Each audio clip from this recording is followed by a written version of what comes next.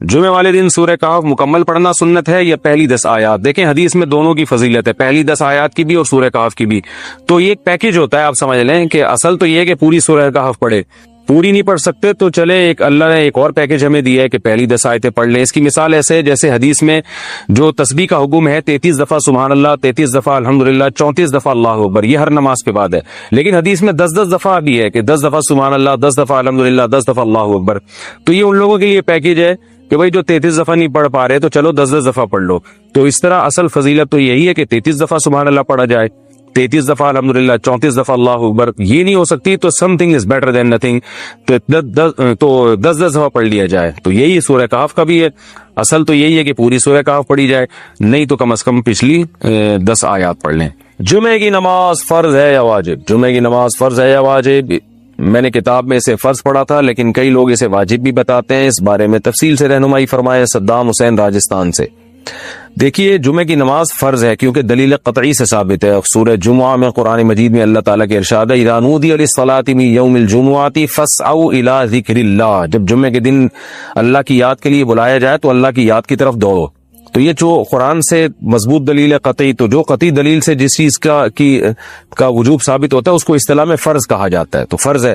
رہا یہ مسئلہ کہ بعض فقہاء نے واجب لکھا ہے، تو وہ اس لیے کہ یہ فرض اور واجب جو اصطلاحات ہیں، واجب کہتے ہیں جو دلیل ظنی سے ثابت ہو، قطعی سے نہ ہو، یعنی یقینی بہت زیادہ یقینی دلیل نہ ہو، اور فرض کہتے ہیں جو ایسی پکی ڈھکی دلیل سے ثابت ہو جس کا انکار ممکن نہ ہو۔ تو لیکن یہ ایک دوسرے کے معنی میں بھی استعمال ہوتے ہیں، بعض دفعہ فرض کو واجب کہہ دیا جاتا ہے، بعض دفعہ واجب کو فرض کہہ دیا جاتا ہے۔ تو بعض فقہاء نے فرض کو واجب کہہ دیا، بعض نے واجب کو فرض کہہ دیا، لیکن اگر اصطلاحات میں جائیں گے تو پھر فرض کہا جائے گا جمعے کی نماز کو۔ گاؤں کی مسجد میں جمعہ ادا کرنا، میں جس گاؤں میں رہتا ہوں وہاں مسجد ہے لیکن امام نہیں ہے، اذان 5 وقت کی ہوتی ہے، امام نہ ہونے کی وجہ سے یا با جماعت نماز نہیں ہوتی، ہر کوئی اپنی مرضی سے نماز پڑھتا ہے، وہاں صرف جمعے میں ایک مولوی صاحب نماز پڑھانے آتے ہیں، تو کیا وہاں جمعہ کی نماز ہو جائے گی یا نہیں؟ اور جمعہ پڑھنے جانا ہوگا جہاں پانچوں وقت کی با جماعت نماز ہوتی ہو؟ امداد علی نواب شاہ سے۔ دیکھیں گاؤں میں جمعہ نبی صلی اللہ علیہ وسلم سے ثابت نہیں ہے۔ جب نبی صلی اللہ علیہ وسلم مدینہ میں جمعہ پڑھاتے تھے تو گاؤں کے لوگ باری باری آیا کرتے تھے، ہمیں کہیں بھی نہیں ملتا کسی صحیح روایت سے کہ نبی صلی اللہ علیہ وسلم کے دور میں گاؤں یا دیہات میں جمعہ یا عید کی نماز ہوئی ہو۔ حضرت علی کا مشہور قول ہے کہ لا جمعۃ ولا تشریق الا فی مصر جامع، کہ جمعہ اور تشریق جو ہے یہ صرف شہر میں ہی ہوگی۔ تو اس لیے جو چاروں ائمہ اس بارے میں متفق ہیں وہ یہ ہیں کہ جمعے کی نماز کے لیے ہر امام کے نزدیک کچھ نہ کچھ شرط ہے۔ کسی نے کہا کہ 40 افراد کی شرط، کسی نے کہا کہ بڑی بستی ہونی چاہیے۔ تو جو ہمارے نزدیک راجح قول ہے، جو قرآن و سنت سے ثابت شدہ قول ہے، یعنی نبی صلی اللہ علیہ وسلم کے دور میں کہیں بھی ہمیں یہ ملتا نہیں ہے کہ جمعے میں جو بالکل گاؤں میں جمعہ کی نماز پڑھائی گئی ہو۔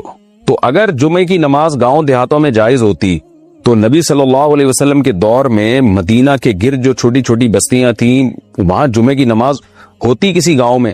تو اس لیے شہر ہو یا قصبہ کبیرہ، بہت بڑا قصبہ ہو جو شہر جیسا ہوتا ہے۔ اچھا شہر کی ڈیفینیشن کیا ہے؟ عرف میں جس کو شہر سمجھا جائے، تو یعنی جس میں 2 رویا دکانیں ہوں، ہسپتال ہوں، تھانہ ہو، یہ تمام جو شہر کے لوازمات ہیں وہ جس جگہ پہ پائے جائیں گے اس کو شہر کہا جائے گا۔ جس جگہ یہ نہیں ہوں گے، وہ دور دراز علاقوں میں چند لوگوں کا ایک جتھا رہتا ہے، اس کو شہر نہیں کہتے۔ تو یہ عرف سے چینج بھی ہو سکتا ہے۔ تو اس لیے اگر آپ جس علاقے میں رہتے ہیں وہ واقعی گاؤں ہے، قصبہ کبیرہ بھی نہیں ہے، بڑی بستی بھی نہیں ہے اور شہر بھی نہیں ہے، تو پھر جمعے کی نماز وہاں پر درست نہیں ہے۔ اللہ نے اپنے نبی صلی اللہ علیہ وسلم کے بارے میں فرمایا، آپ نے یہ آیت 20 مرتبہ سنی ہوگی کہ ہم نے آپ کو تمام جہان والوں کے لیے رحمت بنا کر بھیجا ہے۔ اس رحمت کا مطلب کیا ہے؟ میری عادت ہوتی ہے بیان میں کہ میں ہر چیز کو کمپیئر کر کے آپ کے سامنے رکھوں، تقابل کر کے۔ رحمت کا الٹ ہوتا ہے زحمت۔ کہتے ہیں نا آپ نے یہ زحمت گوارا نہیں کی، آپ کی وجہ سے میں زحمت میں مبتلا ہوا۔ زحمت کا مطلب رحمت کی اپوزٹ۔ کسی کی وجہ سے آپ مشکلات میں پڑ جائیں، کسی کی وجہ سے آپ ٹینشن میں پڑ جائیں تو ہم کہتے ہیں یہ مجھے زحمت دے رہا ہے۔ صرف راہ کے اوپر ایک نقطہ لگا دیں تو رحمت سے زحمت بن جاتا ہے۔ ہم بچپن میں ایک لطیفہ پڑھتے تھے، کتابوں میں لکھا ہوتا تھا کہ استاذ نے بچے سے پوچھا ستارے میں اور سیارے میں کیا فرق ہے؟ ستارہ کہتے ہیں جو ایک جگہ رکا ہوا ہوتا ہے، ویسے تو نہیں ہوتا، سب کچھ چل ہی رہا ہے لیکن دیکھنے میں، اور سیارہ جو کسی ستارے کی گرد گردش کر رہا ہو، ستارہ جو سیاروں کو لے کے کہیں چل رہا ہو، جیسے سورج ایک ستارہ ہے اور زمین ایک سیارہ ہے، یہ فرق ہے۔ بچے سے پوچھا بیٹا ستارے میں اور سیارے میں کیا فرق ہے؟ تو بچے نے کہا کہ ستارے کے اوپر 2 نقطے ہوتے ہیں اور سیارے کے نیچے 2 نقطے ہوتے ہیں۔ اب آپ دیکھو یہ بچہ یقیناً آج بہت بڑا سائنٹسٹ بن چکا ہوگا۔ تو رحمت اور زحمت، رحمت کے اوپر 1 نقطہ ڈال دیں کیا بن جائے گی؟ وہ زحمت۔